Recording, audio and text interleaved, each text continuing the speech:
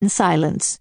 At last, the dodo said, "Everybody has won, and all must have prizes." "But who is to give the prizes?" quite a chorus of voices asked.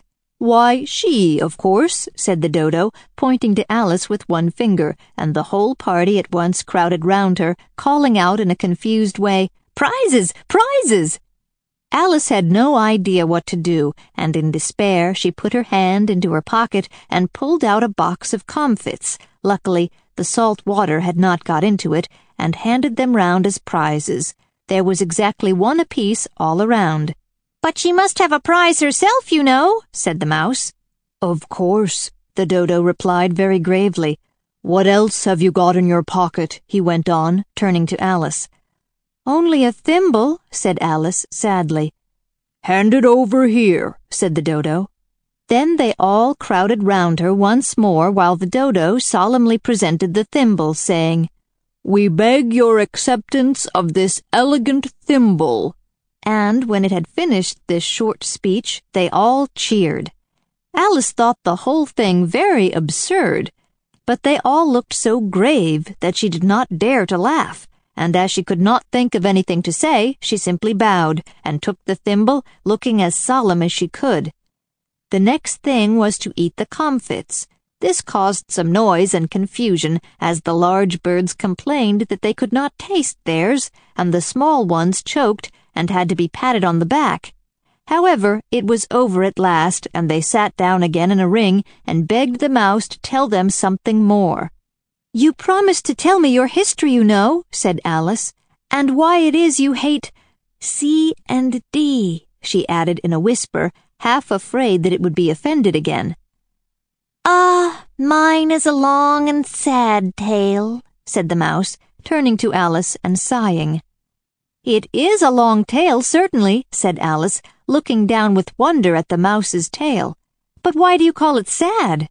And she kept on puzzling about it while the mouse was speaking, so that her idea of the tale was something like this. "Fury said to a mouse that he met in the house, 'Let us both go to law, I will prosecute you.' 'Come, I'll take no denial, we must have the trial, for really this morning I've nothing to do,' said the mouse to the cur. 'Such a trial, dear sir, with no jury or judge, would be wasting our breath. I'll be judge, I'll be jury,' said cunning old Fury. 'I'll try the whole cause and condemn you to death.'" "You are not attending," said the mouse to Alice severely. "What are you thinking of?"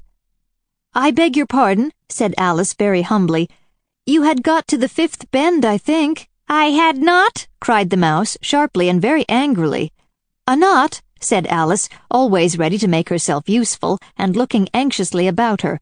"Oh, do let me help to undo it." "I shall do nothing of the sort," said the mouse, getting up and walking away. "You insult me by talking such nonsense." "I didn't mean it," pleaded poor Alice. "But you're so easily offended, you know." The mouse only growled in reply. "Please come back and finish your story." Alice called after it, and the others all joined in chorus. "Yes, please do." But the mouse only shook its head impatiently and walked a little quicker. "What a pity it wouldn't stay," sighed the lory, as soon as it was quite out of sight, and an old crab took the opportunity of saying to her daughter, "Ah, my dear, let this be a lesson to you never to lose your temper." "Hold your tongue, Ma," said the young crab, a little snappishly. "You're enough to try the patience of an oyster." "I wish I had our Dinah here, I know I do," said Alice aloud, addressing nobody in particular. "She'd soon fetch it back." "And who is Dinah, if I might venture to ask the question?" said the lory. Alice replied eagerly, for she was always ready to talk about her pet. "Dinah's our cat, and she's such a capital one for catching mice you can't think. And oh, I wish you could see her after the birds. Why, she'll eat a little bird as soon as look at it." This speech caused a remarkable sensation among the party. Some of the birds hurried off at once.